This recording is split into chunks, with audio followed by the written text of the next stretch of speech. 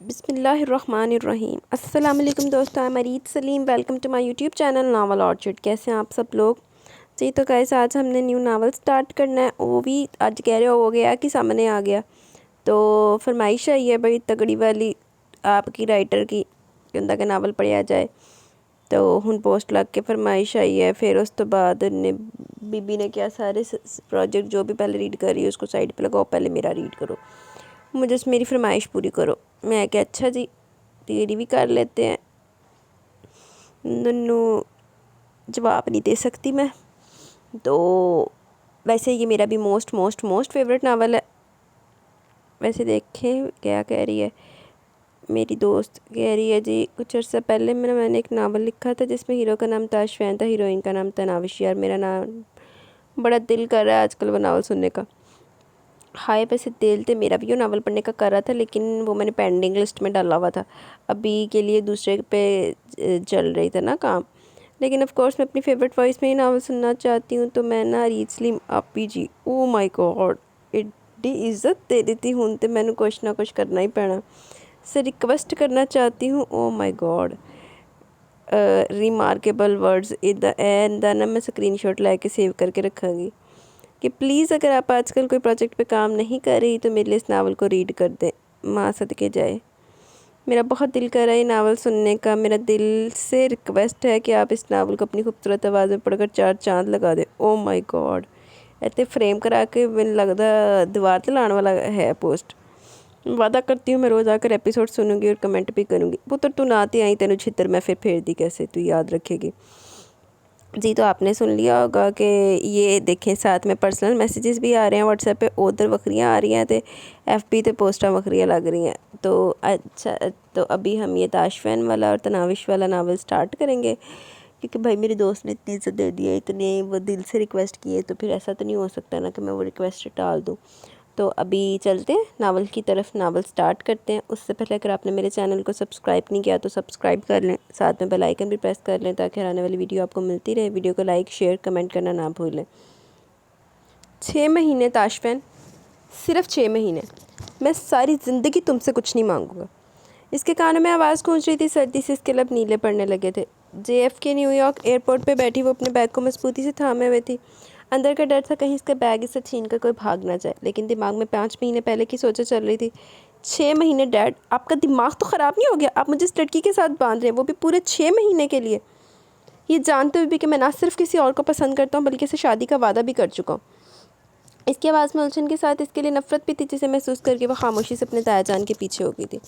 हाँ तो मैं कौन सा तुम्हें से सारी ज़िंदगी अपने साथ रखने के लिए कह रहा हूँ? सिर्फ 6 महीने ताशफैन, ये लड़की 12 साल से तुम्हारे निकाह में है, कम से कम इसे 6 महीने तो दे सकते हो ना। तुम इसे सिर्फ 6 महीने दो। अगर ये 6 महीने के अंदर तुम्हारे दिल में अपने लिए जगह नहीं बना सकी तो तुम इसे तलाक दे देना ना। और मैं तुमसे वादा करता हूँ मैं इस बात का तुमसे कभी कोई गिला नहीं करूँगा। इसका सौदा किया चाहा था? हाँ ये सौदा ही तो था। इसके तायब्बू अपने बेटे से इसके लिए एक मौका मांग रहे थे और वो खामोशी से खड़ी इन लोगों को सुन रही थी क्योंकि इसके अलावा वो कुछ नहीं कर सकती थी। इसकी ज़िंदगी की हकीकत बस ये थी कि 5 साल की उम्र में इसका इस शख्स के साथ निकाह कर दिया गया। इसे बस इतना पता था कि तायब और तायम्मी की तलाक हो गई। ताशफैन अपनी माँ के साथ हमेशा के लिए अमेरिका रवाना हो गया क्योंकि इसकी माँ की हंस जीत गई थी। इसे अपने बाप से मिलने का मौका कम ही मिलता था और एक दिन अपने बाप से मिलने की सज़ा के तौर पर इब्राहिम ने इसे इस मासूम के साथ बांध दिया। और इस वाक़े के बाद तो ताशफैन ने अपने बाप से मिलना छोड़ दिया और इसके दिल में तो अपने बाप के लिए कोई जज्बात नहीं थे। इसके लिए वो क्या ही कोई जज्बात रखता, लेकिन अपने दिल का क्या करती जिसने धड़कना ही ताशफैन इब्राहिम के नाम पर सीखा था। वो इससे 7 समंदर पार अमेरिका के शहर न्यूयॉर्क में रहता था। तायब उसकी तस्वीरें दिखाया करते थे और वो चुपचाप खामोशी से अपने महरम से मोहब्बत कर बैठी जो आज इसे अपनाने को तैयार ही नहीं था। और फिर मजबूरी की इंतहा ये थी कि अपने साथ लाने को तैयार हो गया था। इसके साथ बेंच पर अचानक कोई आकर बैठा तो अपनी सोचों से बाहर निकलती वो ज़रा संभल कर बैठी। इसे बस अपने नाम के अनाउंसमेंट का इंतज़ार था। रो लेना, सह लेना, रुक जाना, हार जाना, पिछले 5 महीनों से वो यही करती आ रही थी और आज आकर थक गई थी। आज इसने लौट कर जाने का फैसला किया। हाँ वो हार गई थी। अपने ताए के बेटे की बेइंतहा नफरत के सामने वो थक चुकी थी। अब हिम्मत ही नहीं रही थी सब कुछ सहने की। ताई अम्मी के वो मार वो खा सकती थी, इनके ताने बर्दाश्त कर सकती थी, लेकिन इस शख्स की आंखों में अपने लिए नफरत बर्दाश्त करना इसके बस से बाहर था। आज वो ताशफैन इब्राहिम का शहर छोड़कर जा रही थी। वो इसके लिए ख़त लिखाई थी, इसने इसे आज़ाद कर दिया था। इसने इस कागज़ पर लिख दिया था, ताशफैन इब्राहिम कर लो अपनी मोहब्बत से शादी। तनाविश, ताशफैन इब्राहिम तुम्हारे रास्ते में नहीं आएगी। वो पहले भी कहाँ इसके रास्ते में थी, लेकिन अब इसने सोच लिया था कि इसे इस नामने रिश्ते से भी आज़ाद कर देगी। 6 महीने भी नहीं कट सके बगैरत इंसान। वो इस वक्त न्यूयॉर्क एयरपोर्ट पर थे। आखिर बाबा से लड़ झगड़ कर उसे यहाँ लाने पर मजबूर हो गया था। ए लड़की, मेरे पीछे आओ, ज़्यादा बाहर भीड़ ज़्यादा होगी। वो एयरपोर्ट से बाहर निकलते अपना बैग थामे इसका बैग भी घसीटने लगा, जबकि वो भागते हुए इसके पीछे आ रही थी। बहुत तेज़ी से चल रहा था, जबकि वो भागते हुए इसके कदमों के साथ कदम मिलाने की कोशिश कर रही थी। यहाँ बैठो, मैं किसी टैक्सी का इंतज़ाम करता हूँ। वो तो तेज़ी से आगे बढ़ने वाला था कि अचानक रुका। तनाविश इसके पीछे भागते हुए आ रही थी। इसके अचानक रुकने की वजह से इसके सीने से टकराते टकराते बचे। इसकी गुस्से से भरपूर आवाज़ पर वो हाँ में सारी लागी, लेकिन इतने सारे लोगों को देख के इसकी सिट्टी गुम होने लगी थी। जबकि वो बैग इसके पास रखता भीड़ से निकलता बाहर निकल गया। वो वहीं बेंच पर बैठ के इसके वापस आने का इंतज़ार करने लगी। पता नहीं इसने कब तक वापस आना था, लेकिन इतने सारे अनजान लोगों के बीच में इसे खौफ आ रहा था। हाय बेबी, क्या तुम अकेली हो? ये शहर तुम जैसी मासूम लड़कियों के लिए नहीं है, और मेरे साथ चलो। इसके पास बैठा एक अंग्रेज़ अंग्रेजी में बोल रहा था। जबकि वो इसे देखती फ़ौरन उठकर खड़ी होती, आगे पीछे ताशफैन के लिए नज़र दौड़ाने लगी।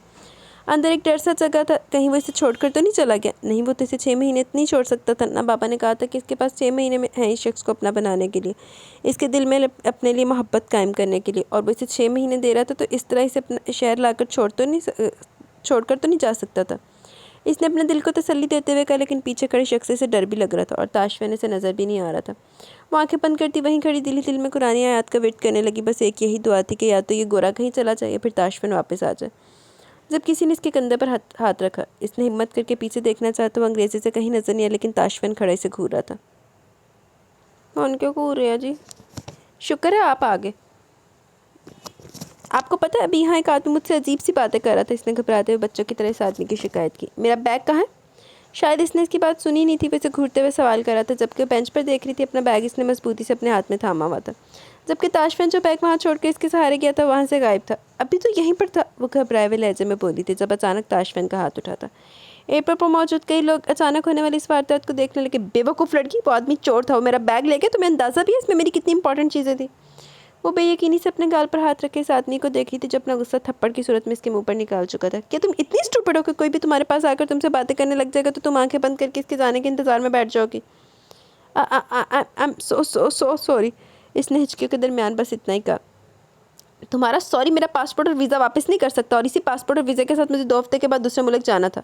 मनहूस, आते ही ज़िंदगी ख़राब कर दी इस लड़की ने। अगर तुम्हारी वजह से मेरी जॉब पर कोई भी बुरा असर पड़ा ना, तो जान से मार डालूंगा मैं तुम्हें, याद रखना। एक बार ये 6 महीने गुजर जाए, तुम्हें ऐसी जगह दफ़ा करूँगा कि सारी ज़िंदगी वापस नहीं आ पाओगी। बाबा ने कहाँ फंसा दिया मुझे। अब यहाँ खड़ी मेरा मुँह क्या देख रहे हो? उठाओ अपना बैग और आओ मेरे साथ। वो गुस्से से कहता फ़ोन कान से लगा एक दफ़ा फिर से आगे की तरफ बढ़ गया। तकरीबन 15 से 20 मिनट तक वो आगे पीछे हर आदमी के हाथ में अपने बैग को तलाश करता रहा। यकीनन इसमें बहुत अहम सामान था, और इसने अपनी बेवकूफ़ी की वजह से इसका सामान गुम कर दिया था। काश वो चोर ताशफैन की बजाय इसका बैग ले जाता, कम से कम इसका मुँह तो नहीं सूझता और ना ही वो परेशान होता। लानती इंसान, जो भी सी बैग दे विच एड्डा ही तेन सीधे आप नाल लैके जांदा, उन्हें कह के जांदा तेरी हिफाजत कर। प्लीज़ कुछ कर दे यार, मेरी जॉब चली जाएगी। टैक्सी में बैठा वो किसी से उर्दू में बात कर रहा था।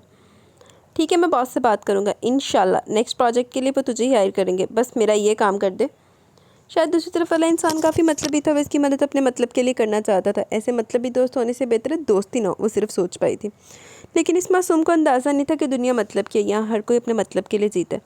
वो खामोशी से इसकी बातें सुनी थी, जबकि इसका दायां गाल इस वक्त जल रहा था। बाबा ने बताया था वो छोटी छोटी बातों पर बहुत सख्त रिएक्ट कर जाता, लेकिन इसे थप्पड़ मार देगा इसे इस बात का अंदाज़ा तक नहीं था। और इससे कोई गलती यहाँ आते ही हो जाएगी, ये भी इसने नहीं सोचा था। लेकिन ताशफैन ने बिना सोचे समझे से थप्पड़ मार दिया, तो फिर वैसे भूल के जैसे कुछ हुआ ही नहीं हो। वो तो शायद भूल ही किया था इसने ऐसी कोई हरकत किया, लेकिन क्या इसके गाल पर पड़ा नील भी से नज़र नहीं आ रहा था, या फिर इसे इस बात से कोई फ़र्क ही नहीं पड़ता था। लानती तेरे चंडा पहियाँ और 2-4 कठियाँ। अब निकलो गाड़ी से बाहर, के सारी ज़िंदगी अंदर ही बैठने का इरादा है? वो अपनी सोचों में गुम थी जब इसे सख्त सी आवाज़ सुनाई दी। वो बढ़ाकर तेरी से गाड़ी से बाहर निकली थी, जबकि टैक्सी वाले को पेमेंट करता अंदर की तरफ बढ़ गया। ये एक बहुत बड़ी इमारत थी जिसमें काफ़ी सारे फ्लैट्स थे। यकीनन वो इसी में से एक फ़्लैट में रहता था। इसने लिफ्ट का बटन प्रेस करते हुए अंदर कदम रखा, जबकि वह इसके चाहते हुए इसके पीछे लिफ्ट में दाखिल हुई। जितनी लंबी इमारत थी, इसे अंदाज़ा नहीं था कि वो इतनी जल्दी 49 फ्लोर पर पहुंच जाएंगे। वो तो इससे बात ही नहीं कर रहा था। इसके बटन प्रेस करने पर इसे अंदाज़ा हुआ कि इसका फ्लैट 49 फ्लोर पर है। वो बाहर निकलते हुए आगे बढ़ गया, जबकि वो खामोशी से इसके पीछे पीछे आ रही थी। इसे समझ नहीं आ रहा था वैसे क्या कहकर पुकारे, या पुकारे भी या नहीं।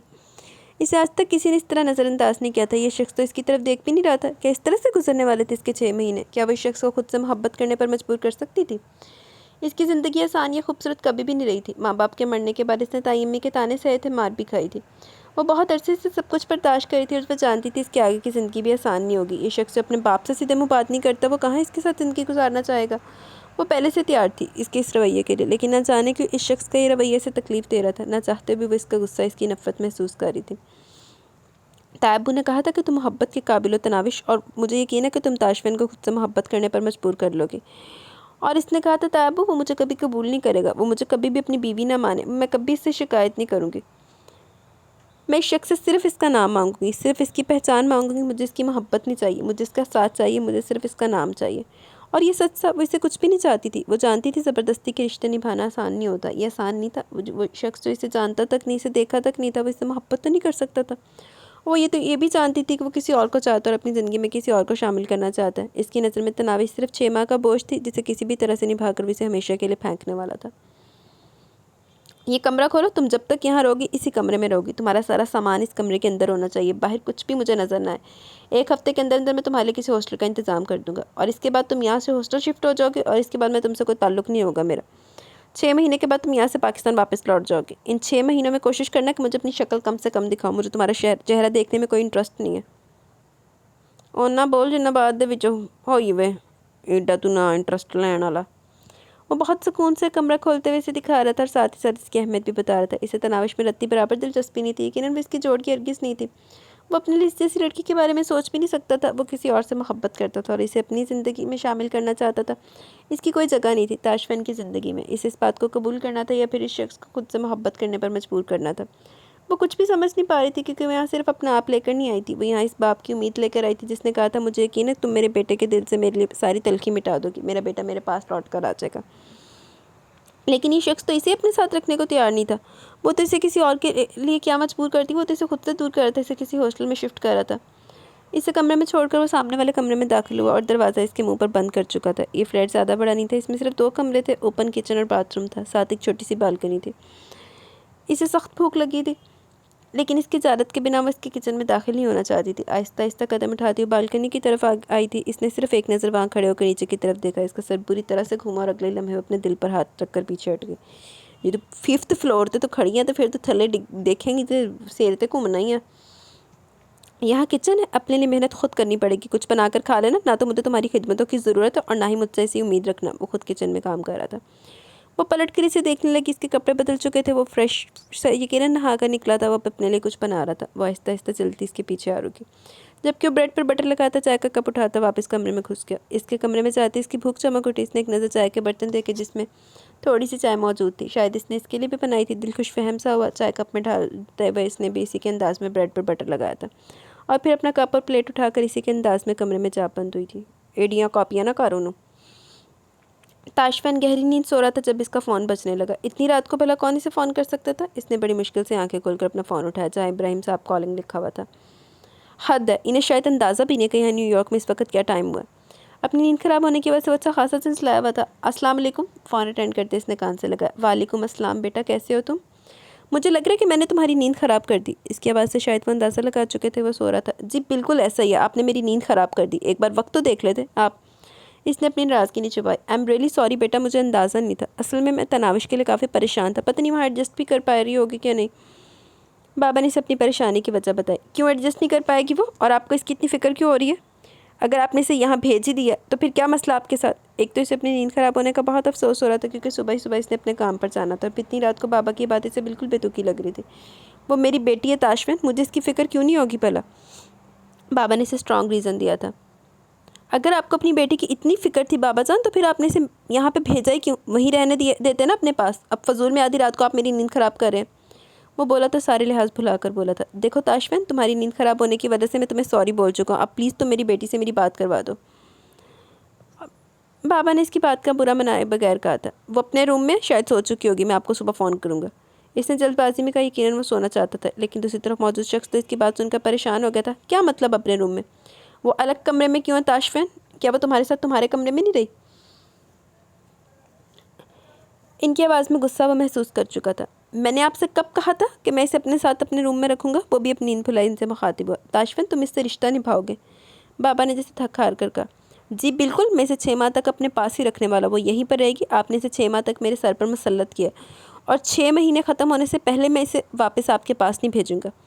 वो जैसे बेफिक्र कर रहा था, जबकि बाबा ये सोच रहे थे कि अगले 6 महीने वो इसे यूं ही एक अलग कमरे में रखेगा। मैंने सिर्फ इसे तुम्हारे साथ भेजा नहीं है, रुखसत किया है। मैंने इसे तुम्हारे साथ ताशफिन इब्राहिम, मैंने इसे तुम्हारी बीवी बनाकर भेजा, तुम्हारे घर का शो पीस नहीं। और अगर तुम्हें लगता है कि इस तरह इस मासूम बच्ची के साथ ज़्यादती करके तुम अपने मकसद में कामयाब हो जाओगे, तो ऐसा कुछ नहीं होगा, ये बात याद रखना। अगर तुम्हें अपने हिस्से की जायदाद चाहिए तो तुम्हें इस बच्ची के साथ रिश्ते को निभाना होगा। सुना तुमने? ये मत सोचना कि 6 महीने तक तुम बस इसे अपने साथ रखकर मेरी जायदाद के वारिस बन जाओगे, ऐसा कुछ नहीं होगा। ऐसी कोई बात नहीं हुई थी हमारे दरमियान। आपने कहा था आप इसे सिर्फ मेरे साथ भेजेंगे। वो इतने ज़ोर से गुर्राया कि दूसरे कमरे में अपनी नींद के लिए हल्कान होती तनाविश तकरीबन भागते हुए इसके कमरे तक आई। मैं ये सब कुछ नहीं जानता ताशविन, तुम इसे खुद से अलग नहीं कर सकते। अगर तुम्हें मेरी जायदाद से अपने हिस्से की तलब है तो तुम्हें मेरी बात माननी पड़ेगी। आप ज्यादती कर रहे हैं बाबा। इन्हें काफ़ी देर के बाद इसकी आवाज़ सुनाई दी। मैं तुम्हें कल फ़ोन करूँगा, बल्कि रोज़ फ़ोन करूँगा। तुम्हारे साथ ज्यादती हुई है या नहीं मुझे नहीं पता, लेकिन अपनी बेटी के साथ मैं किसी तरह की कोई ज्यादती नहीं होने दूंगा ताशविन, ये बात याद रखना। तुम मुझसे गुस्सा हो? हाँ, मैंने तुम्हारे साथ गलत किया, लेकिन वो बच्ची बिल्कुल बेकसूर है। इसने तो ज़िंदगी में कभी किसी चीज़ की ख्वाहिश तक नहीं की।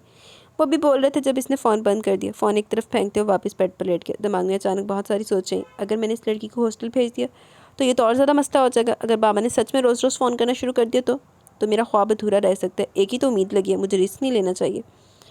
और मेरा नहीं ख्याल कि लड़की बाबा के साथ इस तरह का झूठ बोलेगी। वो मेरे लिए तो कुछ नहीं करने वाली, मुझे खुद ही अपने लिए कुछ करना पड़ेगा। वो कुछ सोचते हुए दोबारा से सोने की कोशिश करने लगा। सबके काफ़ी देर इसकी कोई आवाज़ आने पर वापस अपने कमरे की तरफ लौट गई थी।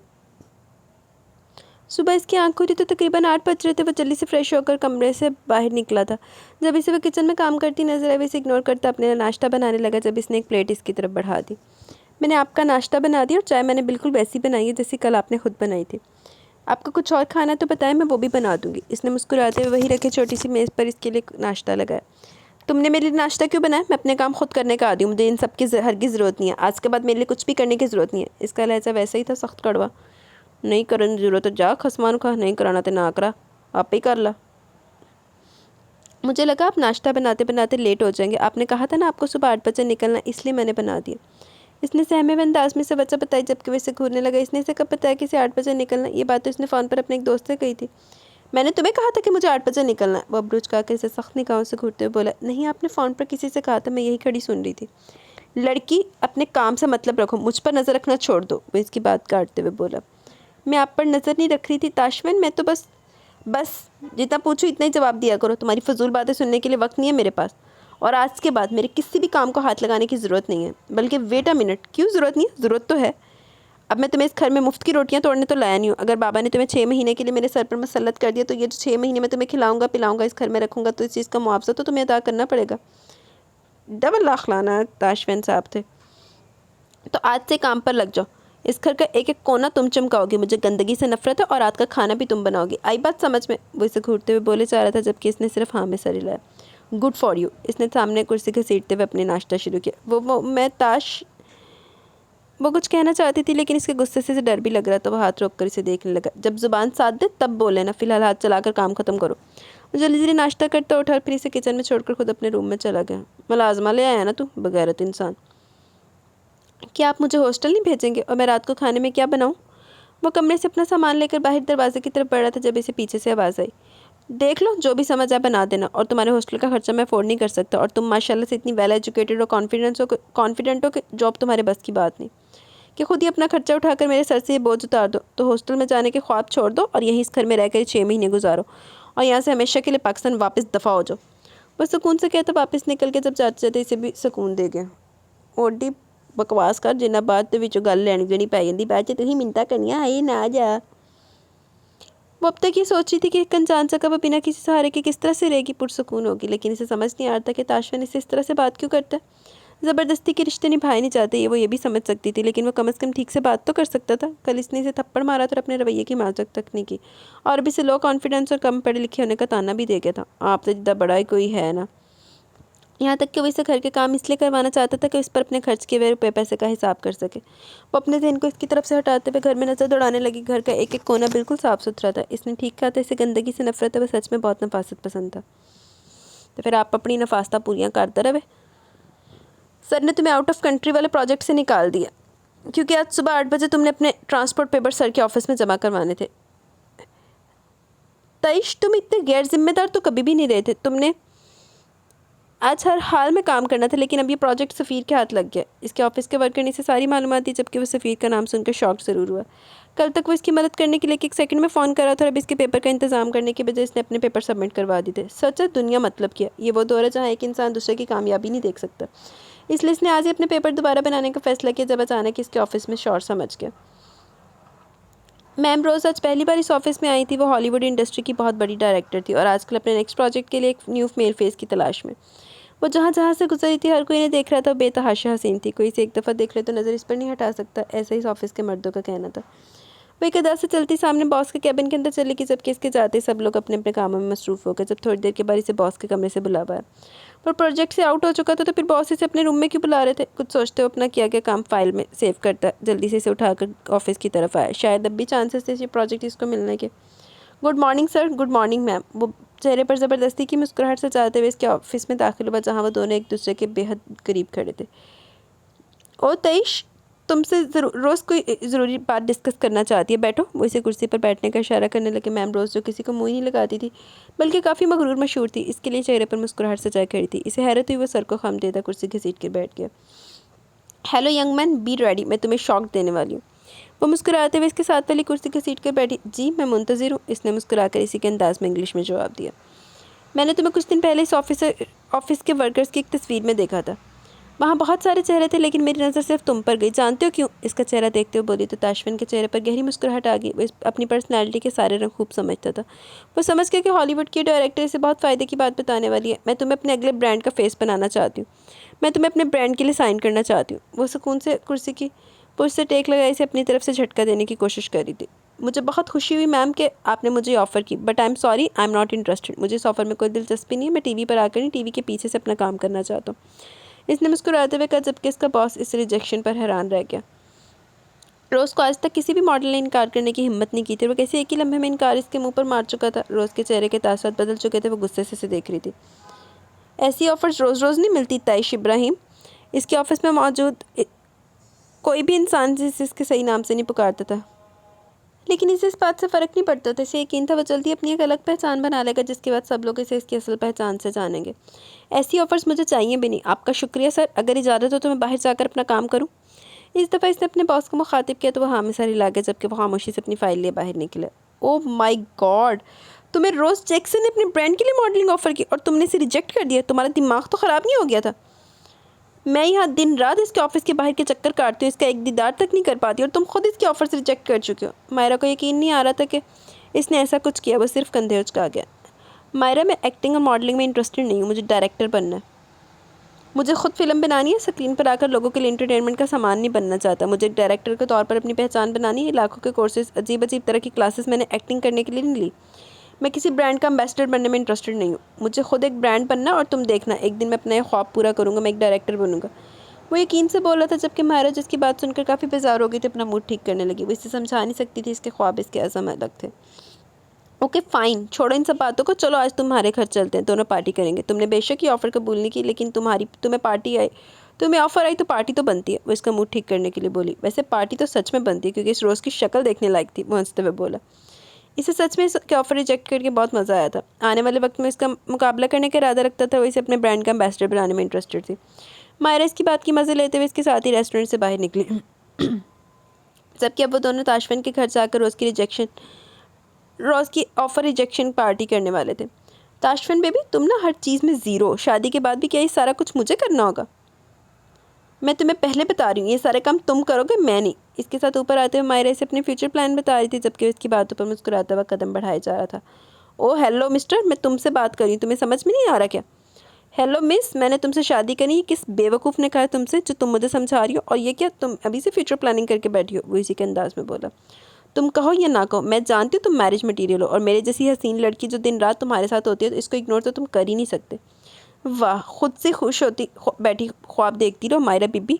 ना तो मैं फ्लर्ट मटीरियल और ना ही मैं मैरिज मटीरियल हूँ। मेरी ज़िंदगी का हाँ, तुम्हारी ज़िंदगी का एक मकसद है। तुम कुछ बनना चाहते हो और तुम अपनी ज़िंदगी में कामयाब होना चाहते हो, अपना नाम बनाना चाहते हो, ब्ला ब्ला ब्ला, सब पता है मुझे, लेकिन इन सब चीज़ों में शादी के कहीं नहीं है। वो जल्दी जल्दी बोलती से पूछने लगी, जबकि इसके अंदाज पर बेसाख्ता मुस्कुराया। शादी है ना डार्लिंग, क्यों नहीं है, लेकिन अभी नहीं। फ़िलहाल मैं बहुत कुछ करने का इरादा रखता हूँ, अभी तो लंबी ज़िंदगी पड़ी है।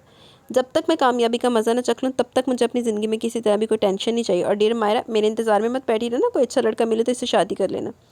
कल को ये ना कहना कि मेरी वजह से तुम सारी ज़िंदगी कवारी बैठी रही और बाद में मैं तुम्हें मुँह नहीं लगाया मैंने भी। वो मदरसे से छेड़ रहा था। ओए होए, क्या मतलब है तुम्हारा? तुम बाद में मेरे साथ कुछ ऐसा करने वाले हो? वो सदमे में थी। दुनिया मतलब कि मायरा डार्लिंग, तुम तो मेरे किसी काम की भी नहीं हो। तुमसे भला मुझे क्या मतलब हो सकता है? मैं तो कोई झूठे लारे नहीं लगा रहा। तुम मुझसे शादी करना चाहती हो, मेरे साथ ज़िंदगी गुजारना चाहती हो, मुझे पसंद करती हो। सच कहूँ तो मैं भी तुम्हें पसंद करता हूँ, लेकिन मैं नहीं चाहता कि मेरी वजह से तुम अपनी ज़िंदगी डिस्टर्ब करो। मेरा अगले 10 साल तक शादी का कोई प्लान नहीं है, और अगर मैं अगले 10 साल तक डायरेक्टर ना बन पाया तो इससे अगले 10 साल भी मेरी शादी की कोई प्लानिंग नहीं है। और अगर मैं इसी साल डायरेक्टर बन गया तो मैं इसी साल शादी कर लूँगा, जिसके चांसेस ना होने के बराबर हैं, क्योंकि मेरी जेब में इतने पैसे नहीं और कोई मुझ पर अपना पैसा लगाएगा। इतना खुशकिस्मत मैं हूँ नहीं, और वैसे भी डायरेक्टर शादी वादी के चक्कर में कहाँ पड़ते हैं। मैं 10 साल तक इंतज़ार करूँगी तुम्हारा। वो इसकी बात काटते हुए बोली। और इसके बाद क्या होगा? वो सवालिया अंदाज में पूछने लगा जब लिफ्ट इसकी मंजिल पर रुकी। इसके बाद तुम मुझसे शादी करोगे? वो इसे घूरते हुए बोली। क्या मतलब? इतना बड़ा डायरेक्टर बनकर मैं फिर भी तुमसे शादी करूँगा? वो साफ अंदाज में इसका मजाक उड़ा रहा था। फिर दौर फिटे मुँह तेरा। जब मायरा ने मुक्का बनाकर इसके सीने पर दे मारा। मैं तुम्हें बद्दुआ दूंगी कि तुम कभी डायरेक्टर ना बन पाओ। वो गुस्से से बोली। क्या तुम मुझे बद्दुआएं दे रही हो मायरा डार्लिंग? अब तो 10 साल के बाद भी तुमसे शादी कैंसिल।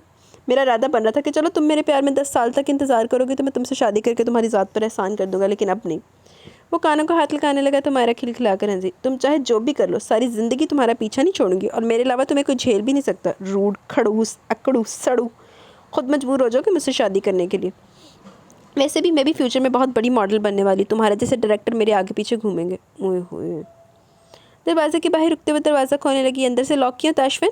इसने इसकी तरफ देखते हुए पूछा, जब अचानक इसे ख्याल आया कि कल से इसकी ज़िंदगी में कोई और भी शामिल हो चुका है। और ओह यार, मुझे याद ही नहीं रहा वो अंदर है। वो कौन? अंदर कौन है? मायरा इसे देखते हुए पूछने लगी। वो लड़की, पता नहीं क्या नाम था इसका। तुम दरवाज़ा खटखटाओ। वो दरवाज़ा खटखटाते हुए कहने लगा, जबकि लड़की सुनकर मायरा के कान खड़े हो गए थे। अरे आप जल्दी वापस आ गए, मुझे लगा आप शाम तक आओगे। वो इसका चेहरा देखकर दरवाज़ा खोलते हुए खुशगवार अंदाज में बोली। मेरा घर है, मैं जब चाहे आ सकता हूँ। आओ मायरा। वो इसे कड़वा सा जवाब देता मायरा से मुखातिब हुआ, जबकि मायरा का नाम सुनकर बहुत कुछ समझ गई। इस नाम से अनजान तो हरगिज़ नहीं थी। ये लड़की कौन है? वो अंदर कदम रखते हुए सामने खड़ी इस लड़की को देखने लगी। कज़न है मेरी, पढ़ाई के सिलसिले में आई हुई है। कुछ दिन यही मेरे घर पे रहेगी, बाद में इसे कहीं मुनासिब जगह शिफ्ट कर दूंगा। तुम चलो रूम में। वो इसे इसका अधूरा तारुफ करवाता अंदर की तरफ चला गया। वो जानता था इस लड़की में इतनी हिम्मत ही नहीं कि वो इसके तारुफ को जुटला सके, अपने आप को इसकी बीवी के तौर पर मायरा से मुतारिफ करवा सके। वो इसके तारुफ पर बिल्कुल रिलैक्स था, जबकि मायरा इसे सर से पैर तक देखती नरमी से मुस्कुरा दी। बहुत प्यारी है, और ये तो बिल्कुल छोटी सी, अपनी फैमिली के बिना कैसे रहेगी यहाँ? एज क्या होगी तुम्हारी? वो इससे पूछी थी, जबकि ताशविन को अपने कमरे के दरवाजे पर खड़े देखकर जल्दी से अंदर चली गई। इसके चेहरे पर इत्मीनान भरी मुस्कुराहट थी, जबकि तनाविश का वो लड़की सारा सुकून पर बात कर गई। तो ये थी वो लड़की जिसको अपनी ज़िंदगी में शामिल करना चाहता था, जिसके लिए वो बाबा से लड़ रहा था। कुछ था जो इसके अंदर टूटा। यकीनन वो लड़की इसकी गर्लफ्रेंड थी, तभी तो इसके हाथों में हाथ डाले सुकून से इसके साथ आगे बढ़ रही थी। ये लड़की यहाँ तुम्हारे साथ कब तक रहेगी ताशविन? क्या ये अकेली है? यहाँ बहुत छोटी सी नहीं है, फैमिली के बिना मुश्किल होती है, मुश्किल होती होगी। और तुम कह रहे हो कि पाकिस्तानी लोग ऐसे मामलों में बहुत ज़्यादा एहतियात करते हैं, इस तरह से किसी भी लड़की को तुम्हारे घर कैसे भेज दिया? लेकिन चलो, ये तो बहुत छोटी सी है, और तुमने मुझे कभी बताया नहीं कि तुम्हारी कोई कज़न भी है जो इस तरह से आकर तुम्हारे घर में रहने वाली है। वो अंदर आती शुरू हो चुकी थी, जबकि वो आराम से बेड पर लेटा इसकी बातें सुन रहा था। बताओ पार्टी किस तरह से करनी है, कोई फिल्म देखे? वो इसकी बातों का नज़रअंदाज करते बोला। मैं तुमसे इस लड़की के बारे में बात कर रही हूँ ताशविन, और मुझे इस फजूल टॉपिक में कोई इंटरेस्ट नहीं है। अब बताओ, तुम्हें पार्टी करनी है, वापस जाना है? लेकिन वो इसकी बातों से तंग आ चुका था। फिल्म देखते हैं तुम्हारी फेवरेट। वो फिलहाल इस टॉपिक को नज़रअंदाज करते बोली, क्योंकि ताशविन का मूड ख़राब हो रहा था, और ताशविन का कोई भरोसा नहीं था, अगर इसका मूड मज़ीद बिगड़ता तो इसे वापस भेज देता। तुम्हारी फेवरेट वैसे भी देखने लायक नहीं होती। वो सीधा होते वैसे चिढ़ाने वाले अंदाज में बोला, तो इस दफ़ा ठीक से चिढ़ भी नहीं सकी थी। इस वक्त इसके दिमाग में सिर्फ बाहर पर ही लड़की घूम रही थी, जो थी तो छोटी सी, लेकिन बला की मासूमियत थी इसके चेहरे पर। आखिर कौन थी ये ताशविन के साथ इसे यहाँ इस तरह से रहने के लिए भेज दिया गया था? वो एक अकेले लड़के के साथ इसका फ्लैट शेयर करती है, बात इसे सुकून नहीं लेने दे रही थी। जबकि ताशविन अब वापस बाहर निकल रहा था, वो भी इसके पीछे ही आई थी, क्योंकि टीवी लाउंज बाहर ही था। इसने वहीं बाहर सोफे पर बैठे हुए टीवी ऑन किया, जबकि ओपन किचन में ढीले ढाले कपड़ों के साथ स्कार्फ लिए अपने काम में मगन थी। ये तुम्हारे टीवी पर कार्टून चैनल किधर से आ गया? टीवी की आवाज़ पर इसकी तरफ मतवजा हुई। इसके 4-5 ही मखसूस चैनल थे, और कुछ स्पोर्ट्स चैनल, बाकी सारे फजूल चैनल्स वो अपनी टीवी पर बंद करके रखता था। लेकिन आज इसके टीवी पर पोगो कार्टून नेटवर्क के साथ साथ 2-4 चैनल्स मजीद भी कार्टून्स के थे। इसने एक सेकंड में अंदाज़ा लगा लिया वो सुबह से इस घर में अकेली क्या करती रही होगी। इसने एक नज़र किचन की तरफ देखा, फिर सर छटक कर एलईडी से नेट कनेक्ट करने लगा ताकि अपनी पसंदीदा फिल्म लगा सके। सो स्वीट, मेरे ख्याल में तुम्हारी ये कज़न कार्टून देखती है। वैसे भी छोटी सी बच्ची, इसकी पसंद हो, रोई क्या सकती है? वो इसके साथ जगह बनाते हुए इसे बताने लगी, जबकि ये बात इसे भी फजूल ही लगी। तुमने मुझे इसका नाम नहीं बताया और ना ही तुमने मेरा नाम इसे बताया। मूवी चल रही थी जब इसे अपने कान के करीब इसकी आवाज़ सुनाई दी। इसका नाम थोड़ा सा मुश्किल है, मुझे याद नहीं रहा, और तुम्हारा नाम तुम खुद से बता दो। लेकिन वो तुमसे उम्र में काफ़ी ज़्यादा छोटी है, तो वो तुम्हें आप या बाजी कहकर पुकारेगी। नाम तो तुम्हारा वैसे भी इसके किसी काम का नहीं है, तो मेरा नहीं ख्याल कि तुम्हें अपना नाम बताने में वक्त पर बात करना चाहिए। फिल्म शुरू हो चुकी थी। अपनी बात मुकम्मल करता हुआ टीवी की तरफ इशारा कर चुका था, जबकि वो भी पूरी तरह टीवी में मगन हो चुकी थी। सुनो लड़की, वहाँ कबर्ड में कुछ स्नैक्स पड़े होंगे, निकाल लो। इसने इसी को आवाज़ दी। वो जो जल्दी जल्दी खाना बनाने में मसरूफ़ थी, इसके कहने पर नीचे वाली कबर्ड देखने लगी ताकि इसमें से स्नैक्स तलाश कर सके, लेकिन शायद वो ऊपर थे। खड़ी खड़ी सो गई हो गया, कब से इसको बोला था। मायरा मूवी देख रही है, जबकि वो उठकर किचन की तरफ आया, क्योंकि स्नैक्स का गए तकरीबन 10 मिनट हो चुके थे और वो अब तक लेकर नहीं आई थी। मायरा ने नोट किया कि इस लड़की की वजह से काफ़ी ज़्यादा उलझा हुआ था, शायद वो इसे पसंद नहीं करता था। वो किचन में आया तो वो स्टूल पर खड़ी ऊपर वाली कबर्ड तक पहुंचने की नाकाम कोशिश करी थी। अगर नहीं पहुंच पा रही तो कम से कम आवाज़ तो दे सकती थी ना। वो इसके करीब आकर बोला तो वो जो अपने ध्यान में लगी हुई थी बुरी तरह से डर गई, जिसकी वजह से इसके हाथ छूट गए और वो लम्हे में स्टूल से नीचे गिरी थी। लेकिन नीचे गिरने से पहले वो इसे कमर से थाम कर अपने करीब कर चुका था। अचानक होने वाली अफ़ताद पर बुरी तरह से घबरा गई, जबकि अपने दिल के साथ धड़कते ताशफन के दिल को महसूस करके इसका पूरा जिस्म सनसना उठा था। वो मैं वो इसकी सीने पर हाथ रखती से खुद से दूर करने की कोशिश में हल्कान होती बोलने की कोशिश करी थी, जबकि वो तो बस इसकी मज़ाहमत देख रहा था, या फिर इसके लबों के किनारे पर वह नन्हा सा तेल जो इसकी पूरी त्वचा इसकी तरफ मरकूज़ कर गया था। बड़ी बड़ी बातें करते थे, दौर फिटे मुँह तेरे थे। एक तेल वेख के फ्लैट हो गया। कहता सी 6 महीने बाद दफ़ा हो जी, इतना उछल क्यों रही हो? एक तो तुम्हें बचाया गिरने से, ऊपर से ही नखरे। वो इसकी मुसलसल में जहमत से तंग आकर बोला तो इसके अचानक हाथ पैर रुक गए, जबकि वो इसे सुकून से नीचे उतारता खुद हाथ ऊंचा करके अपनी मतलूबा चीज़ निकाल चुका था। वो सर झुका खड़ी इसके जाने का इंतजार करती, जबकि एक भरपूर नज़र इस पर डालता वापस दरवाजे की तरफ बढ़ाई तक इसे मायरा नजर आई। क्या हुआ, अभी तक ब्रेक नहीं खत्म हुआ? वो इसकी तासरा देखे बिना ही आगे बढ़ गया, जबकि एक फिक्रमंदाना नजर इस लड़की पर डालकर बाहर निकल गई। उम्र क्या होगी तुम्हारी कज़न की? वो वापस इसके साथ बाहर बैठते हुए पूछने लगी। तुम्हें क्या लगती है? वो इससे सवाल करने लगा। मुझे तो 16 से भी कम लगती है, वो अपने अंदाज से बोली। यही कुछ होगी, वो नज़रअंदाज कर गया। बिल्कुल बच्ची जैसी लगती है, न से लगता है जैसे कुछ खाती पीती नहीं। मायरा तुम बहुत फजूल बोल रही हो। अगर तुम्हें फ़िल्म से ज़्यादा इसमें इंटरेस्ट है तो प्लीज़ जाकर इसका इंटरव्यू लो, मुझे तंग मत करो। बोलता जाइए अंदाज में क्या था, फिर से फिल्म की तरफ मतवज्जा हुआ था। ये फ़िल्म वो 1000 बार देख चुका था, क्योंकि इसकी मोस्ट फेवरेट फ़िल्म थी। इस फिल्म की स्टोरी या कास्टिंग में से कोई इंटरेस्ट नहीं था, वो तो बस फिल्म की डायरेक्शन पर फिदा था। और इसका कहना था वो इससे बहुत कुछ सीख रहा है, और वो जब भी ये फिल्म देखता तो इस अंदाज में देखता जैसे पहली दफ़ा देख रहा हो। और इस वक्त भी इसका अंदाज ऐसा ही था। वो मायरा को किसी तरह की डिस्टर्बेंस की इजाज़त नहीं देता था, जबकि मायरा ने इस दफ़ा कानों का हाथ लगाते हुए स्क्रीन पर नज़रें जमाई थी, लेकिन इसका जहन तो इस लड़की पर जमा हुआ था। इसकी नज़र बार बार किचन की तरफ जा रही थी। किचन से नजर आता है इसका नीला आंचल बुरी तरह से अपनी तरफ मतवज्जा कर गया। फिर थोड़ी देर के बाद घर में फैलने वाली खुशबू ने जैसे ताशफिन को भी इसकी तरफ मतवज्जा कर दिया। मुझे लगता है इसने कोई बहुत मज़े का खाना बनाया। तुम्हारी छोटी सी कज़न खाना भी बना लेती, तुम्हारी तो मौजें लग गई। जब तक कि यहाँ पर है तुम्हें अच्छा खाना तो बना कर खिलाएगी। खुशबू से मेरी भूख चमक उठी है, वो इसके कान में बोली थी। हाँ भूख तो मेरी भी चमक गई, लेकिन तुम्हारे काम का खाना नहीं होगा, क्योंकि वो पाकिस्तानी हेल्दी फूड बना रही है जो तुम्हारी पतली कमर के लिए बिल्कुल भी ठीक नहीं। मैं 1 घंटा एक्स्ट्रा जिम कर लूँगी, वो इसकी बात काटते हुए बोली। फ़ाइन, वो कंधे उचका गया, जबकि फिल्म अब आखिरी मराहल से गुजर रही थी। बन गया खाना, वो जो अपनी धुन में लगी हुई थी इसके अचानक पीछे से आकर कहने पर उछल कर रहेगी। क्या मसला है लड़की तुम्हारे साथ? क्या तुम अपने आप को इस घर में अकेली तस्वर कर रही हो? तुम्हारी सोच इतनी लंबी है कि वापस आते थे तुम्हें किसी और चीज़ का होश ही नहीं रहता। हर टाइम ही मुँह डॉग ही बनने हुई है इस भाई ने, वाह वाह करके पड़ रहा है उसको। मैं खाना लग अपने नन्हे से दिल को काबू करते हुए इससे कुछ कहने लगी, जब इसकी बात काट गया। मुकम्मल बात किया करो, मुझे सख्त चिढ़ ऐसे लोगों से जो अपनी बात नहीं कर सकते। लगाओ खाना, आ रहे हैं हम। इसने जल्दी जल्दी वहीं रखी छोटी सी मेज़ पर खाना लगाना शुरू कर दी। इसने बिरयानी बनाई थी और साथ ही अपने लिए चिकन का सालन अलग से बनाया, क्योंकि बिरयानी में बिना सालन की नहीं खाती थी, बल्कि सालन के बिना मैं कुछ भी नहीं खा सकती थी। माँ सदके चली जाए, मैंने आज तक चावलों के ऊपर कभी सालन डाल के नहीं खाया, मुझे नहीं अच्छा लगता। वाइट चावलों के ऊपर खा लेती हूँ, बाकी जो ये पुलाव, फ्राइड राइस, इस तरह के सालन होते हैं ना, फ्राइड राइस पे चलो मंचूरियन बंदा डाल के खा लेता है, लेकिन उसके अलावा दूसरे तीसरे सालन नहीं मैं खाती। आ जाओ गुड़िया, तुम भी खा लो, कब से लगी हो अकेले? सॉरी मुझे सब कुछ नहीं आता, वरना मैं तुम्हारी मदद ज़रूर करती, वो इससे मुस्कुराकर कहती बैठने के लिए कह चुकी थी, जबकि वो जो अपना सारा काम ख़त्म कर चुकी थी इसके ऑफ़र पर इनकार किए बिना इसके साथ बैठ गई। वाह ज़बरदस्त, तुम कितना अच्छा खाना बनाती हो यार, कैसे सीखा तुमने ये सब कुछ? वो भी इतनी सी उम्र में? मुझे तो सब कुछ सीखते सीखते 50 साल लग जाएंगे, और बुढ़ापे में जाकर अपने हाथ का ऐसा खाना नसीब होगा। वो भरपूर खाने से इंसाफ करते हुए इसकी तारीफ़ के पुल बांध रही थी, जबकि दूसरी तरफ बेहद आराम सुकून से अपना खाना खा रहा था, लेकिन इसने नोट किया था वो ठीक से खा नहीं रही थी। आई एम सॉरी, लगता है ये अलग से डिश तुमने अपने लिए बनाई थी और हम इसे चट कर गए। मायरा को जल्दी एहसास हो चुका था वो खाना क्यों नहीं खा रही। इसके माजरत करने पर वो नफ़ी में सर हिलाती मुस्कुरा दी। Oh my God girl, you have so pretty dimples. इसके मुस्कुराने की देर थी कि मायरा पर एक और राज खुल गया। इसके अंदाज पर ताशफैन ने भी इसके चेहरे की तरफ देखा और फिर फ़ौरन नज़र झुका गया। पहले तिल, अब ये डिम्पल्स। बहुत ज़्यादा मिर्ची है, बेकार में बिरयानी के ऊपर ये डाल दिया। ये तुम ही खाओ, मुझे सिर्फ बिरयानी खानी। वो अपनी प्लेट इसकी तरफ करते हुए इसकी प्लेट अपने सामने कर चुका था, जिसमें से अभी तक इसने एक चम्मच भी नहीं ली थी। वाह रे एडियाँ तेरियाँ केयरिंगा, तुम इसे अपना झूठा दे रहे हो निकम्मे आदमी। और तुम्हें मिर्ची इतनी तेज़ क्यों लग रही है? सब कुछ बहुत अच्छे से बना है। मायरा को इसका अंदाज़ बिल्कुल पसंद नहीं है। मायरा, मेरे ख्याल है तुम्हें अपने घर जाना चाहिए, तुमने बहुत वक्त बर्बाद कर लिया मेरा। वो खाना खाते हुए इसे देखकर इंग्लिश में बोला, थोड़ी सी शर्म करो, तुम अपनी कज़न के सामने मेरी बेइज्जती कर रहे हो। वो इसे घूरते हुए इंग्लिश में बोली, तुम इसी लायक हो, लेकिन तुम बिरयानी के बाद चाय पीना पसंद नहीं करो क्योंकि इससे तुम्हारे मोटे होने के चांसेस मज़ीद बढ़ जाएंगे।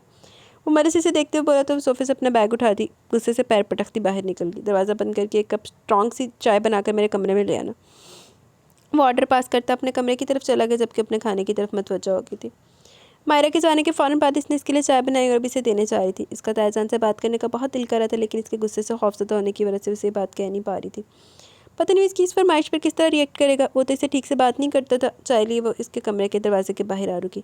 वो सुबह से घर में बिल्कुल अकेली थी, क्योंकि वो तो इसे छोड़कर सुकून से कहीं जा चुका था, लेकिन इसे याद भी नहीं आई होगी कि घर में कोई मौजूद है। और ना ही इसे इसके होने या ना होने से फ़र्क पड़ता था। सुबह मामूल के काम निपटाने के बाद बच्ची खासी बोर हो गई थी। वहाँ पाकिस्तान में तो घर के काम के बाद भी और ताई अम्मी कहीं ना कहीं से काम निकाल आती थी, लेकिन यहाँ ऐसा नहीं था। इसने तंग आकर टीवी ऑन किया तो इस पर सिर्फ इंग्लिश फिल्म और खेलों के चैनल्स थे। इसने मज़े से रिमोट अपने कब्जे में ले लिया और अगले लम्हे इसने टीवी पर ट्यूनिंग स्टार्ट कर दी, ताकि वो अपनी पसंद के चैनल देख सके। ड्रामों फिल्मों से इसकी कभी नहीं बनती थी, वो तो हमेशा से कार्टून्स की दीवानी थी। तो जितने भी कार्टून के चैनल से समझ आए इसने सारे खोल लिए थे, क्योंकि इसे सारे कार्टून्स पसंद थे। वो कोई भी कार्टून मध्य से बैठकर देख सकती थी। अपनी बोरियत दूर करने के लिए तो इसे इतने सारे चैनल मिल गए थे। और सुबह से लेकर तकरीबन 1-1:30 बजे तक तो वो कार्टून ही देखती रही। फिर जोहर की नमाज़ पढ़ने के बाद इसने किचन में झांका था। इसे नहीं लगा था वो इतनी जल्दी घर वापस आ जाएगा, लेकिन 4:30 बजे वो घर आ चुका था। और ये इसके लिए काफ़ी हैरत की बात थी। लेकिन वो अकेला नहीं आया था, वो किसी को लेकर आया था। और ये वही लड़की थी जिसका नाम इसने बाबा जान के सामने रखा था और कहा था वो इसे शादी की कमिटमेंट कर चुका और इसे शादी करेगा। वो अपनी ज़िंदगी में एक ऐसी लड़की शामिल करना चाहता था जो इसकी जहानत से पूरी तरह से मेल खाती हो। और बेशक वो ऐसी थी, वो इसके मजाज के हर रंग को समझती थी। और तनाविश कुछ भी नहीं, वो सच में इसके मुकाबले में कुछ नहीं थी। हाँ, वो इसे नहीं समझ सकती थी, वो इसकी सोचों को नहीं पढ़ सकती थी। और ये लड़की मायरा कितनी पढ़ी लिखी थी, कितनी सुकून से हर सिचुएशन को हैंडल करती थी। इतनी रात को कितने मज़े से अकेले वापस चलेगी। वो तो सारी ज़िंदगी ऐसा ना कर सके। कहीं जाना तो दूर की बात, वो तो इस फ्लैट से बाहर कदम निकालने के बारे में भी नहीं सोच सकती थी। यहाँ पर क्या स्टैंडिंग पॉइंट है कि कप लेकर यहाँ खड़ी हो गई हो? इसने कब दरवाज़ा खोला इसे एहसास नहीं हुआ। वो चाय इसके अचानक सामने आ जाने की वजह से बड़ी मुश्किल से कुछ बोलने के काबिल हुई, जबकि इसके हाथ में मौजूद चाय को देखता इसे घूरने लगा। तुम्हें सच में लगता है ये चाय पीऊँगा जो तुमने यहाँ 1 घंटा खड़े होकर ठंडी की है? पीछे हट जाओ, हाथ लग गया तो फिर से कांपना शुरू कर दूँगी। वो इसके साइड से गुजरता किचन में आई कि इन्होंने रात दोबारा चाय बनाने का था। मैं बना देती हूँ। इसे काम करते देखकर फ़ौरन आ गया। मैं ठंडी चाय नहीं पीता, वो जताते हुए बोली। अब गर्म होगी। वो इसके गुस्से से खौफज़दा होती घबरा कर बोली, प्लीज़ आप मेरे होते हुए काम ना करें, मर्द किचन में अच्छे नहीं लगते। वो मिन्नत भरे लहजे में बोली, अरे वाह, तुम्हें तो अच्छा खासा दस्त रटाकर भेजा गया। मुकम्मल जुमला बोला करो, ऐसे जैसा अभी बोला। अब खुदा के लिए जल्दी चाय ले आना, मुझे सोना है। वो कहकर दोबारा अपने कमरे की तरफ चला गया, जबकि इसका मुझे सोना कहकर जाना इसे अजीब लगा था। चाय पीने के बाद कोई सोता है क्या? सोने वाले सो जाते ने। सुने, आपकी चाय, तनाविश ने दरवाजे पर हल्की सी दस्तक देते हुए कहा। लेकिन दूसरी तरफ से कोई आवाज़ सुनाई नहीं दी। तो इसने हल्का सा लॉक घुमाकर दरवाज़ा खोला तो कमरा अंदर से बिल्कुल खाली था। सुने, इसने अंदर कदम रखते हुए कहा, लेकिन अब भी दूसरी तरफ से कोई आवाज़ नहीं आई।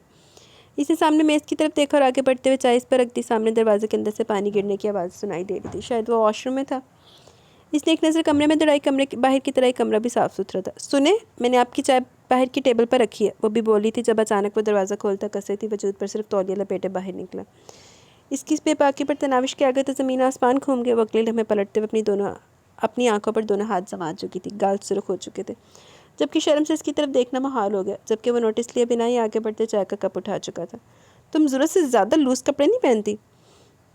वो इसे देखते हुए सुकून से बोला था। मैं जाऊँ? इसने कांपती आवाज़ में पूछा। क्या मैंने तुम्हें रोक कर रखा है? उल्टा इसे सवाल करने लगा को पीछे देखे बिना बाहर की तरफ भाग गई थी।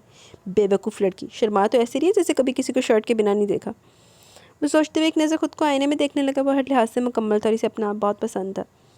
और वो जो चाय का कप लबों से लगा रहा था, अपने फ़ोन पर आने वाली मायरा की कॉल पर बेड पर लेटते हुए इससे बातों में मगन हो गया। मायरा ने हुणे घर जाकर सुकून नहीं आया। केड़ी गल रह गई जिहड़ी हले हुणे फ़ोन ते करनी है? सुबह इसकी आंख काफ़ी देर से खुली, वो तकरीबन भागते हुए तैयार हो रहा था। इसे सुबह जल्दी पहुंचना था। ऐसा तो कभी नहीं हुआ था कि इस तरह से लेट हुआ, लेकिन आज किस्मत ने इसका साथ नहीं दिया। वैसे तो इसे कोई ज़रूरी काम नहीं था ऑफिस में, लेकिन फिर भी बॉस ने सबको जल्दी आने का ऑर्डर पास किए थे। इतना लेट कैसे हो गया मैं? वो जल्दी जल्दी तैयार होता बाहर निकला तो कल की तरह आज भी अपने काम में लगी हुई थी, जबकि अपना मोबाइल चेक करता किचन की तरफ ही आया, जहाँ बाबा की बहुत सारी मिस्ड कॉल्स थी। यानी रात में इन्होंने एक बार फिर इसकी नींद ख़राब करने की कोशिश की थी, लेकिन आज रात को अपना फ़ोन साइलेंट करके सोया था। इन्हें जल्दी जल्दी फ़ोन करते वो मोबाइल के कान के साथ लगाता अपने लिए चाय निकालने लगा, जबकि इसका नाश्ता तैयार था। वो पहले तो इसके अचानक पीछे से आने पर हैरान हुई, फिर इसके कान से फ़ोन लगाने पर। अस्सलाम वालेकुम। अभी वो कुछ कहती कि दूसरी तरफ से इसे आवाज़ सुनाई दी। वालेकुम अस्सलाम तायब्बू, कैसे हैं आप? एक लम्हे में पुरजोश हुई, जबकि इसकी गालों के डिंपल्स देखकर वो खुद को इसकी तरफ देखने से रोक नहीं पाया था। अल्हम्दुलिल्लाह, मैं बिल्कुल ठीक हूँ, मैं नाश्ता कर रही हूँ। जी वो बिल्कुल ठीक है, मेरे पास बैठे नाश्ता करें, वो मलेसिन से बातें करते हुए बोल रही थी, जबकि वो जल्दी जल्दी खाना ख़त्म करने के चक्कर में था। 4 घंटे पहले यहाँ रात थी ना तायब्बू, इस वक्त ये सो रहे थे। नहीं पता चला होगा आपकी कॉल का इन्हें। जी जी, मेरा बहुत ख्याल रखते हैं, यहाँ एडजस्ट होने में तो टाइम लगेगा ना, मुझे सारी रात नींद नहीं आती, वो अपनी धुन में बोली थी जब अचानक इसने फ़ोन छीन लिया। होगी आपकी बेटी से बात, अब मुझे मेरे काम पर जाना, तो शाम में वापस आकर फ़ोन करूँगा, बाकी बातें तब कर लीजिएगा, खुदा हाफिज़। और रूखे सूखे लहजे में कहता फ़ोन बंद कर चुका था। वो जो न जाने इनसे और कितनी देर बातें करने का इरादा रखती थी, इसके फ़ोन लेने पर वाली हरकत पर मुँह बनाकर रह गई। शाम को क्या बनाओगी? नाश्ता करते हुए पूछने लगा। वो तो मैंने अभी तक नहीं सोचा, अगर आपने कुछ बनवाना तो बता दें, मैं वही बना दूँगी। क्या क्या बनाना आता है तुम्हें? इसके चेहरे पर नज़रें गाड़े पूछ रहा था, जबकि वो इस तरह से इसे क्यों देख रहा था इस बात पर वो भी अच्छी खासी कंफ्यूज हो चुकी थी। बनाना तो मुझे सब कुछ आता है, आपको जो पसंद है आप बताएं, वो एक बार फिर से नर्वस सी बोली। अब मुझे क्या पता तुम्हारे सब कुछ में क्या क्या शामिल है। खैर कुछ अच्छा सा बना लेना। वो बात ही ख़त्म कर चुका था, जबकि वो चेहरा फेरे शेल्फ साफ़ कर रही थी। कार्टून के चैनल्स तुमने खोले थे ना? इसके पूछने पर पलट कर इसे देखने लगी। इसकी नज़रें इसके चेहरे पर जमी हुई थी, जबकि वह निगाहें चुका दी। हाँ, मैं सर हिला गई। वो लड़खड़ाई। अब अगर बात करते हुए बकरी की तरह मिनमिनाई तो इस छड़ी से सारी ज़िंदगी के लिए मैमा करने पर मजबूर कर दूंगा। जल्दी बोलो, वो कुर्राया था। मैं वापस बंद कर दूंगी, वो किसी मुजरिम की तरह तेरी से बोली। एज यू विश, लेकिन मुझे कोई एतराज़ नहीं है। वो कंधे उचकाता उठ खड़ा हुआ, जबकि इसे अपने साथ ही बाहर आने का इशारा किया, मतलब साफ था वो काम के लिए निकलने वाला है। आप आज कब तक वापस आएंगे? वो बहुत हल्की सी आवाज़ में मिनमिनाई। क्यों? वो पलट कर पूछने लगा। कल आप जल्दी आ गए थे ना, तो खाना बनने में वक्त लग गया। अगर आज भी आप जल्दी आएंगे तो मैं जल्दी बना लूँगी। मेरी ऑफिस टाइमिंग 5 बजे तक की है, इसके बाद मैं सीधा घर ही आता हूँ। वो जवाब देता बाहर निकलने लगा था कि अचानक रुका। क्या तुम अपनी एजुकेशन पेपर लेकर आई हो साथ? वो इसे देखते हुए पूछने लगा, जबकि बस इसे देखे जा रही थी। बहरी हो क्या? मैं तुमसे कुछ पूछ रहा हूँ। इस तरह वो ज़रा गुस्से से बोला। नहीं, मेरे पास तो कुछ भी नहीं है, वो परेशान सी बोली। अरे पिछली क्लास का रिजल्ट तो होगा ना, पाकिस्तान में पढ़ती थी कि नहीं पढ़ती थी? वो इसे देखते हुए पूछने लगा। हर वक्त दुपट्टा सर पर स्कार्फ की सूरत में लपेटे, साफ सुथरा खूबसूरत सा लिबास तन के चेहरे पर दुनिया जहाँ की मासूमियत सजाए हुए गवार तो बिल्कुल नहीं लगती थी। मैंने मैट्रिक किया और मेरी बोर्ड में 2nd पोजीशन भी आई थी, लेकिन ताइम्मी ने गुस्से में रिजल्ट जला दिया। ताइम्मी वैसे तो बहुत अच्छी लगती हैं, लेकिन गुस्सा बहुत आता है। इन्होंने कहा कि तुम्हें आगे पढ़ने की इजाज़त नहीं है। अब तो 3 साल से मैं घर पर ही हूँ। इसने नजर झुकाया जैसे अपने जुर्म का एतराफ़ किया। तुम मैट्रिक क्लियर कर चुकी हो और इसके बाद 3 साल से घर पर वक्त पर बात कर रही हो। उम्र क्या है तुम्हारी? खैर मैं कौन सी फजूल बातों में लगा, मैं ऑलरेडी लेट हूँ। दरवाज़ा बंद करो। इसके जवाब देने से पहले वो उकताए हुए अंदाज में इसे कहता अपनी बाहर निकल गया, जबकि वो लिफ्ट तक जाते देखती रही, फिर दरवाज़ा बंद कर दिया। इसे न जाने कि उस घर में इसे तहफ़्फ़ुज़ का एहसास होता था। कल सारा दिन वो अकेली रही थी और बिल्कुल भी इसे डर या खौफ महसूस नहीं हुआ था। अपने घर चुका था डर खौफ। वो ऑफिस में आया तो वर्कर ने बताया कि मिस रोज़ जैक्सन आज भी सर के ऑफिस में आई हुई हैं। आज क्यों आई मोहतरमा? मेरे ख्याल में सर इनके साथ जो डील करना चाहते थे वो तो कैंसिल हो गई थी। वो अपने टेबल पर बैठते हुए पूछने लगा। हाँ, सुनने में तो ये आया था कि मिस रोज़ को सर का प्रोजेक्ट पसंद नहीं आया, तो फिर ये वापस क्यों आई? कुछ समझ नहीं आ रही। वो भी इसके साथ ही बैठ गया, जबकि वो कंधे झुकाता अपने काम में मसरूफ़ हो गया। जब थोड़ी देर के बाद मिस रोज़ सर के कैबिन से निकलते हुए इसकी तरफ आई, इसके एहतराम में से उठकर खड़ा होना पड़ा। जो भी था, इसके बॉस की वो खास दोस्त थी और ऐसे लोगों की इज्जत करना इनकी मजबूरी थी। गुड मॉर्निंग मैम, इसने ज़बरदस्ती की मुस्कुराहट चेहरे पर सजाते हुए कहा। कल तुमने मेरी ऑफ़र रिजेक्ट की थी, क्या मैं इसकी वजह जान सकती हूँ? कोई भी मेरे ब्रांड के लिए इनकार नहीं कर सकता तैश, लेकिन तुमने बिना सोचे समझे मुझे इनकार कर दिया, तो यकीनन इसके पीछे कोई बहुत बड़ी वजह रही होगी। मैं वजह जानना चाहती हूँ मिस्टर तैश इब्राहिम। वो इसके रूबरू खड़ी से सवाल करी थी। कोई वजह नहीं मैम, बस मैं मॉडलिंग में इंटरेस्टेड नहीं हूँ, ये मेरा पैशन नहीं है। तो क्या है तुम्हारा पैशन? किस चीज़ में इंटरेस्टेड हो तुम, बताओ मुझे। वो इसकी बात काटते हुए बोली, जबकि इसने एक नज़र अपने साथ खड़े वर्कर को देखा जो यकीनन इसी की तरह हैरान था। मेरा इंटरेस्ट जानकर आपको खुशी नहीं होगी मैम, इसलिए रहने दीजिए। इसने बात ख़त्म करना चाहिए। जितना पूछा बस इतना बताओ, किस चीज़ में इंटरेस्टेड हो तुम? बताओ क्या वजह जिस पर तुमने मुझे इनकार कर दिया। आज तक किसी ने मुझे इनकार करने की जरूरत नहीं की और तुमने एक ही लम्हे में बिना सोचे समझे मेरे मुँह पर इनकार कर दिया। तुम जानते हो तुम्हारे इस इनकार की वजह से मैं एक लम्हा सुकून से नहीं रह पाई कल से, और जब तक तुम मुझे वजह नहीं बताते शायद तब तक मुझे सुकून आएगा भी नहीं। वो इसे देखते हुए इसे अपनी कंडीशन बता रही थी, जबकि वो गला खनकार का कोई बहाना तलाश करने लगा। अगर तो इसने ये कह दिया वो डायरेक्टर बनना चाहता है, लेकिन इसकी ये बात इस लड़की को पसंद नहीं आएगी, भाई ये इसे इस नौकरी से भी निकलवा दे, क्योंकि ये बात तो सच थी कि एक डायरेक्टर कभी दूसरे डायरेक्टर को पसंद नहीं करता। बोलो तुम इतना सोच क्यों रहे हो, मुझसे झूठ मत बोलना। वो जैसे इसकी सोचों को पड़ रही थी। या अल्लाह मेरी जॉब बचा लीजिएगा। इसने एक नज़र आसमान की तरफ देखा। मैं डायरेक्टर बनना चाहता हूँ, मैं अपनी पहचान एक डायरेक्टर के तौर पर बनाना चाहता हूँ। मुझे एक्टिंग और मॉडलिंग में कोई दिलचस्पी नहीं। मैं हॉलीवुड का बेहतरीन डायरेक्टर बनना चाहता हूँ। वो एक ही सांस में बोलता चला गया जब अचानक इसे रोज़ के कह की आवाज़ सुनाई दी। वो हैरत से देखने लगा कि अब इसका मजाक उड़ा रही थी, और इसके साथ ही आगे पीछे से लोगों की दबी दबी हंसी सुनाई दी।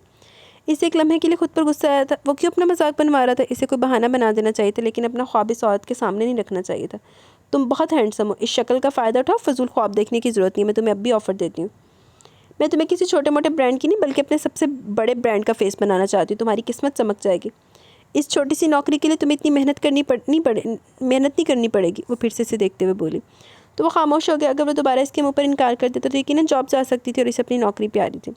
इस दफ़ा सोच समझ कर जवाब देना। रोज़ से देखते हुए बोली। मैं आपको कोई छोटी उम्मीद नहीं देना चाहता। आप जिस भी इंसान की तरफ इशारा करेंगे वो आपके लिए मॉडलिंग करने से कभी पीछे नहीं हटेगा, लेकिन मेरा मकसद कुछ और है। इसने अपने दिल से अपनी नौकरी जाने का डर निकाल कर इससे कहा, जो भी था जैसा भी था वो अपना ख्वाब नहीं छोड़ सकता था। तुम मुझे फिर से इनकार करे हो? वो गुस्से से गुर्राते हुए बोली। मैं इनकार पहले कर चुका हूँ, फिर से आप मेरे पास आई हैं।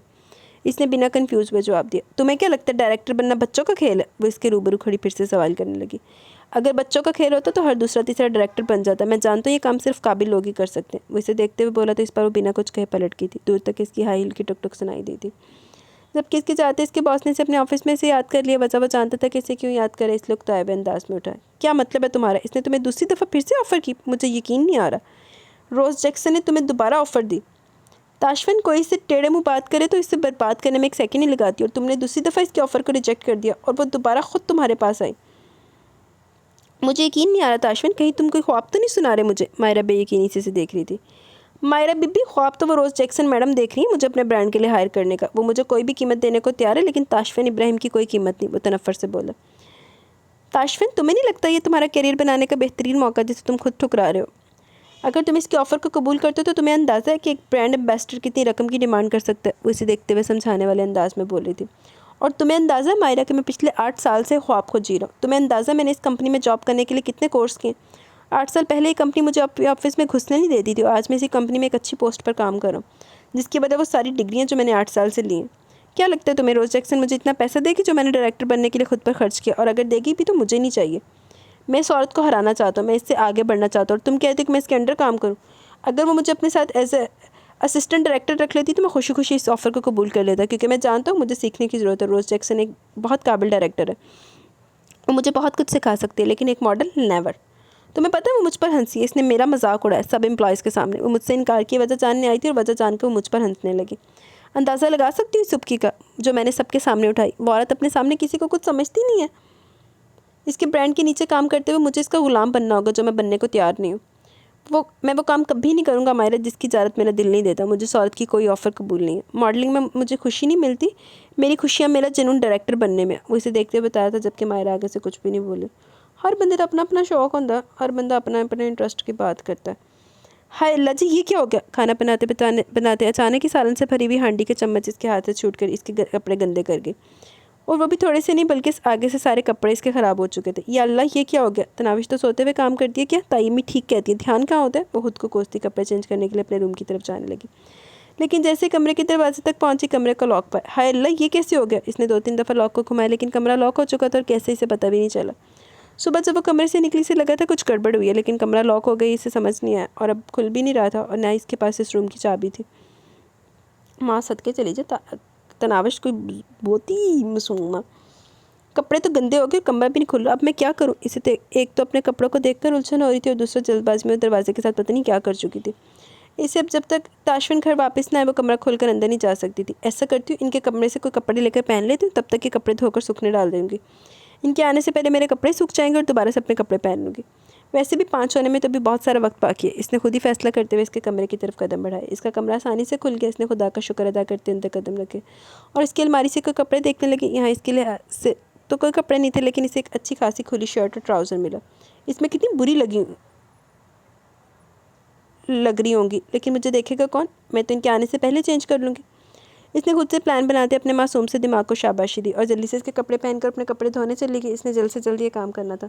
अंदर डर भी था कि कहीं ताशफिन वापस ना आ जाए, और अगर इसने वापस आकर इसे अपने कपड़ों में देख ले तो किस तरह से रिएक्ट करेगा, वो तो जान से मार डालेगा इसे कपड़े धोने में ज़्यादा वक्त नहीं लगा। 15 मिनट के अंदर अंदर अपने कपड़ों के साथ ताशफिन के भी 2 पैंट्स और 2 शर्ट्स धोकर डाल चुकी थी। अक्ल ने काम कम किया, वरना स्पिनर के साथ कपड़े सुखा भी सकती थी।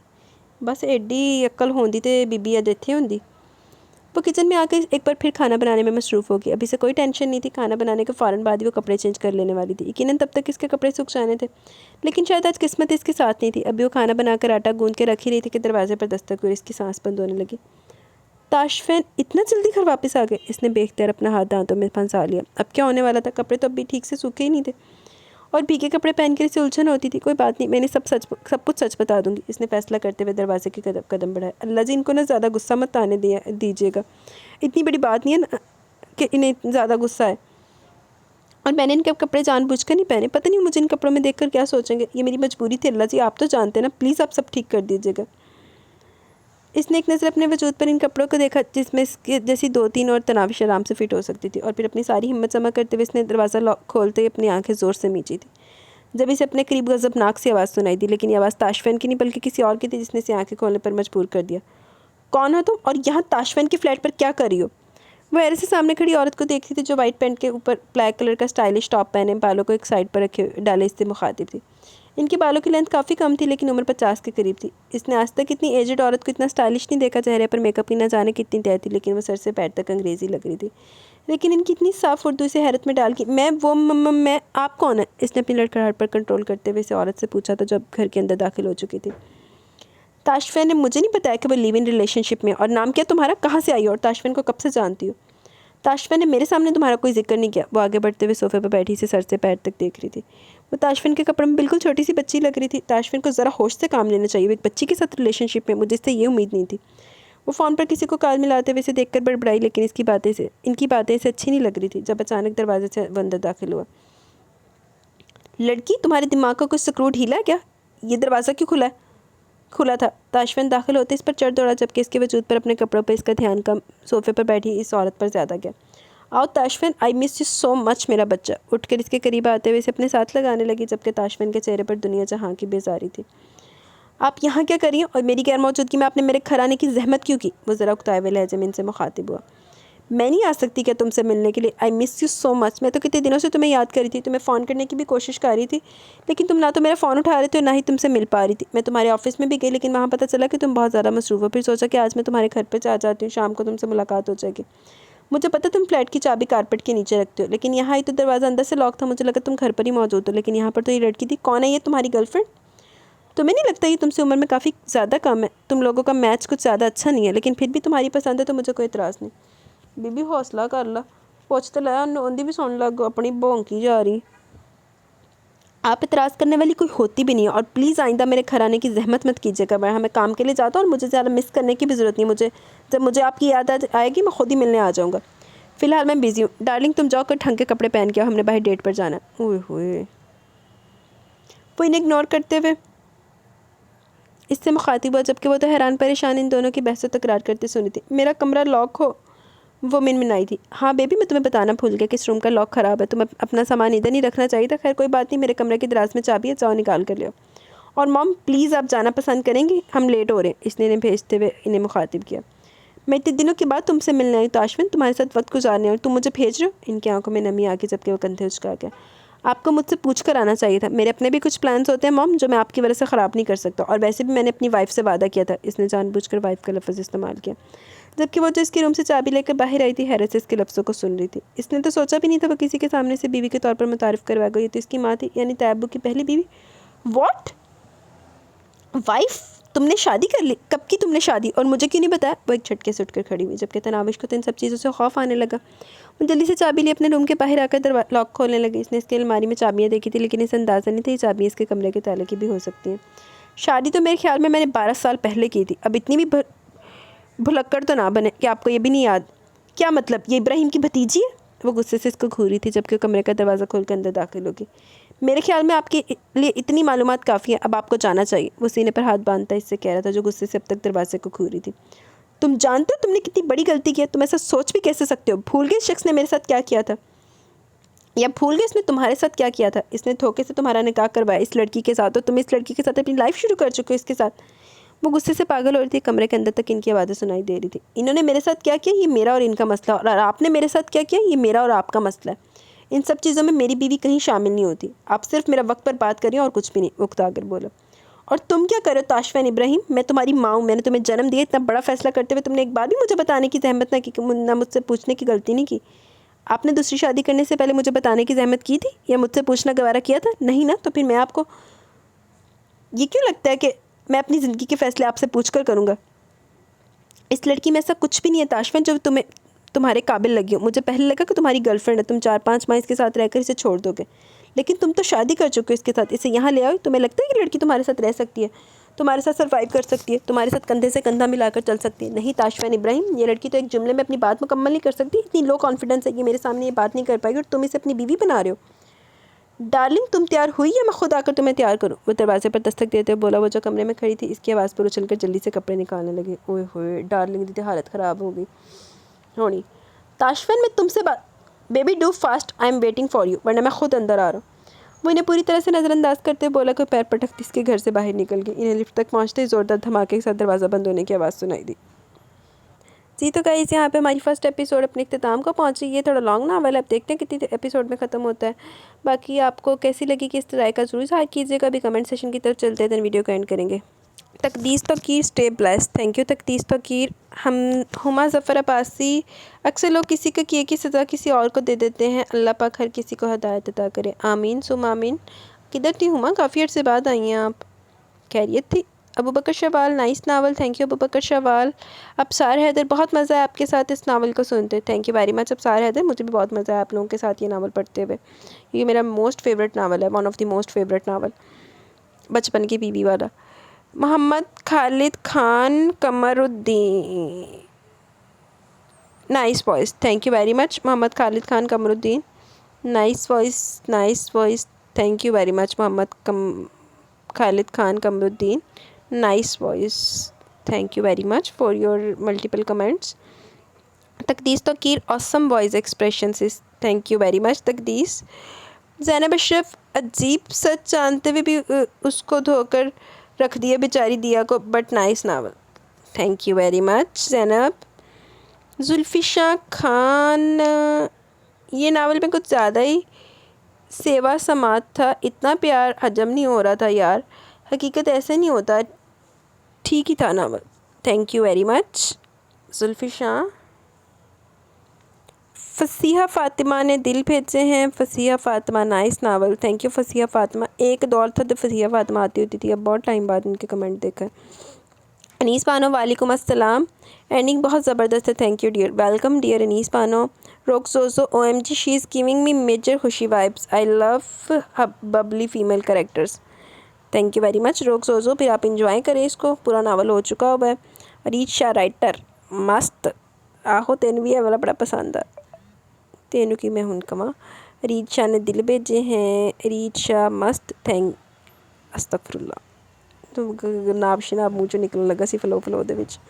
रीचा राइटर, हाय ये बचपन की बीवी, मज़ा आ गया, बचपन की बीवी पढ़ना मैंने भी बड़ा मज़ा आया सी। Noora Zahir, well Areej, I usually don't like it when the narrator speak in between when they read, but you are an exception. Oh, मैं क्या शायद मेरी बेइज्जती होने लगी थे। You are an exception when you curse the negative characters, I just love it, you speak from our side. आहो, मैं वो कहते हैं ना, वो कौन सा हर दिल की आवाज़ पाकिस्तान, मैं आप लोगों के दिल की आवाज़ बनती हूँ, thank you Noora Zahir. Turbeena Taufeeq, nice awesome novel, thank you तुरबीना।